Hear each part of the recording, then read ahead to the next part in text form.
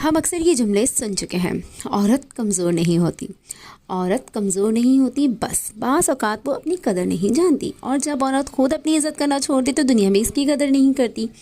تو آج ہم بات کریں گے بیوقوف عورت کی 7 نشانیوں پر، تاکہ اگر ان میں سے کوئی بات ہم میں ہو تو ہم خود کو وقت پر بدل لیں۔ السلام علیکم ایوری ون، ہوپفلی آپ سب خیریت سے ہوں گے، میں بھی ٹھیک ہوں الحمدللہ۔ تو چلیں کرتے ہیں فٹافٹ سے ویڈیو سٹارٹ، اور پلیز آپ لوگ مجھے کامنٹ باکس میں بتائیے گا کہ آپ لوگ کو میرا کون سا پوائنٹ بیسٹ لگا، اور اگر آپ لوگ کے پاس کوئی نالج ہے اس بارے میں تو آپ لوگ بھی مجھے کامنٹس باکس میں بتا سکتے ہیں۔ تو نمبر 1 ہے ہر بات دل پہ لے لینا۔ بیوقوف عورت کی سب سے بڑی کمزوری یہ ہوتی ہے کہ وہ ہر بات کو اپنے دل میں اتار لیتی ہے۔ کوئی طنز، کوئی نظر انداز، کوئی اونچی آواز میں بات کرے تو وہ فوراً ٹوٹ جاتی ہے۔ نمبر 2 ہے اپنی حدیں مقرر نہ کرنا۔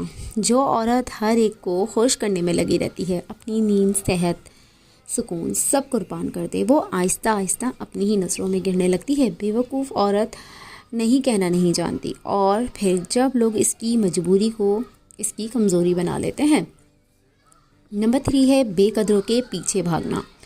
جو عورت بار بار خود کو ثابت کرے ان لوگوں کے لیے جو اس کی قدر ہی نہیں کرتے، وہ اپنی طاقت ضائع کر رہی ہوتی ہے۔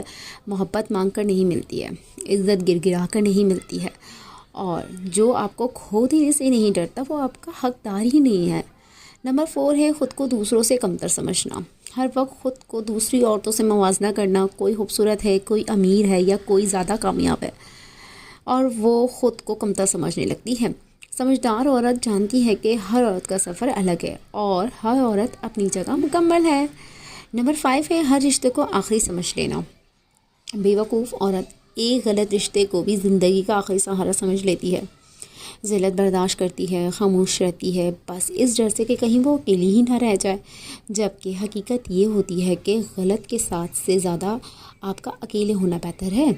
نمبر 6 ہے خود کو بھول جانا۔ وہ عورت جو گھر، بچے، شوہر، سسرال سب کے لیے جیتی ہے لیکن خود کے لیے کچھ نہیں، وہ آہستہ آہستہ خود کو کھو دیتی ہے۔ بیوقوف عورت خود کو آخری نمبر پہ رکھتی ہے، جبکہ سمجھدار عورت جانتی ہے کہ خود کا خیال رکھنا خود غرضی نہیں۔ نمبر 7 میرا سب سے لاسٹ پوائنٹ، خاموشی کمزوری سمجھ لینا۔ کچھ عورتیں اپنی خاموشی کو مجبوری سمجھ بیٹھتی ہیں، وہ سوچتی ہیں کہ چپ رہنا کمزوری ہے۔ نہیں، خاموشی کمزوری نہیں، لیکن ہر ظلم پر چپ رہنا خود کے ساتھ ناانصافی ہے۔